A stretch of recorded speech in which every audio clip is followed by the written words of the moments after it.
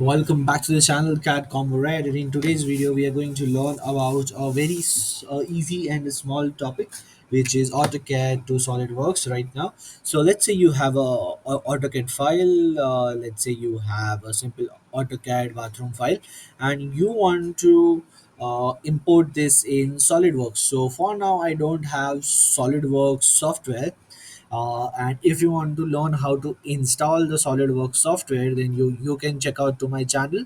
And for now, I'll just let you know that how it is supposed to be done. So it is a very simple process.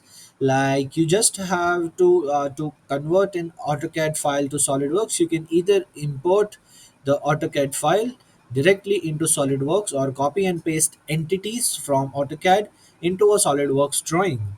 SolidWorks provides an DXF/DWG import wizard that allows you to choose how the file is imported, whether as new SolidWorks drawing, a part of new, or embedded as a sheet. So that's how easy you can convert an AutoCAD to SolidWorks software. So for downloading the SolidWorks software, you just have to go to its official site and follow all the official sets that are required to be done, and then you can easily download the SolidWorks software. So that was it for the video.